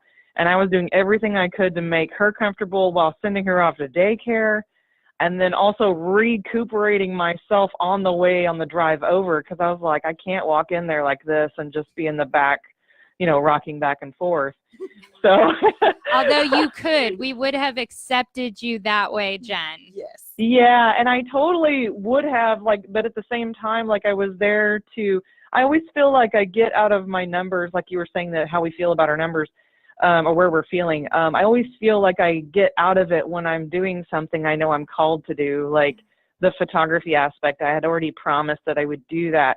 And it was so it kind of gave me this mission that had nothing to do with my emotions in that moment, but it was I could just transport myself to my mission and be able to work from a 10 and not have to worry about anything else in my life in that moment. So it was kind of cool to just shut that part of my life down and be like, you know what, I'm here to do this. And I'm gonna go do it. Yeah, that's good. That is good. So that's how I got through that day. And that's something good that you brought up. If we stop kind of thinking about ourselves and what we're going through in the moment, and maybe take it a little bit higher and say, there is a calling for me. I'm not just out here going from day to day, bopping around, doing this and that. I have a calling on my life that is purposed. So, I may be going through this. My kids may be sick, stuff may be happening at the house, but I'm not in this moment. I don't have to subject what I'm called to do to what I'm feeling right now. Right. Amen. Because we were totally blessed by you exercising your gift. Yeah. I mean, once we saw that, Kendra was like, is that me? I was like, what kind of camera is this? Look at them angles. Look at those angles. She did say And it was that atmosphere that I walked into. It helped that I walked into a good atmosphere, too. I think that's a lot of things that affect us as well. Yeah. Is if I walked into a different atmosphere, I probably would have stayed low. But when I walked in there, I was like, look at all these beautiful people. So it's just I was just seeing all this beauty around me, and it just immediately took me right back up to a 10. I mean, it was just how I felt when I walked in. That's awesome. So and awesome. rooms have that. Rooms and situations and climates and environments, they all have those numbers as well. They do. Right? So we can walk in Yeah. a room and know if this is a room where we can feel our best or not. Amen. And Yeah. I think to Jen's point of, but being able to throw herself into her work and something that she feels is a good space for her that brings her joy, allows her to share that joy with others as well. And I think so many of us need to have those things. What is your thing? What is your gift? What is your purpose? What is your calling? What is it that you can throw yourself into when you're feeling a 4 to bring yourself back up? Because again, it's when we sit in inaction and we don't move, that is when we start to really suffer. That's when it weighs heavy and it doesn't get better. So if we can find something to activate, if we can do some sort of movement of some kind, grabbing a camera, or if it's, if you love coffee, brewing a new pot of coffee of some kind you've never had. I don't know. I'm coffee addicted now, so I say coffee a lot. But whatever it is, I'm a dancer. When things are down for me, I dance. I put on music. And that is my reset button. That's my, I will feel better doing this and I will be able to face the day. But it's knowing what those things are. And I think some of us haven't taken the time to figure it out. But when you know your calling, and Jen obviously has a calling for her photos because we all love them so much. So it's not just she loves them. She's not just self-absorbed. They actually are that good. But it's about knowing what that is and being willing, right? She had the ability to be willing to say, while I'm not feeling my best, I know this will get better. And so if I pick up this camera and I take this action, it will all go better because of that. And she proved that. Yes, she did. I think that's awesome. Yep. Thank you, Jen. We love you, Jen. You're an Love you. inspiration. Thank you. Thank you, guys. A great show today. Thank you. So true, though. I think, how many of us really know what our calling is? That's just interesting to me. I think, you meet so many people and just, do they have a calling? What is their calling? Do they know what it is? And are they willing to throw themselves into it when their emotions need for them to? Right. I just think that's or interesting. Even are they willing to, move forward in it when it doesn't make sense? Right. When it doesn't make sense to everybody else. And I think about the story of Noah, it's never rained. So I'm not talking about why are you building an ark? Come on. Right. No, but this is stupid. Right. Like it's never rained ever. So it's not like the meteorologist is giving the wrong report. It's never happened. No one's ever seen it. And God gives him this big calling to build something ginormous and then walk around when no one has ever seen it and convince them to come with him. And I think about that story and I'm like, Toya, would you have been one of them that would have come? Like, would you been a person if they were approached you with that, with enough passion about who they knew they were called to be? Right. Would you be the one to be like, yes, I can rally with you? Well, and the only reason he could convince people to go with him, the only reason people would hear you out at that point is because he believed in it strongly himself. Yes. So it's not only, well, other people think you're crazy. It's, do you think you're crazy? Right? If you don't believe in yourself, if you don't feel like this is it, nobody's going to believe for you.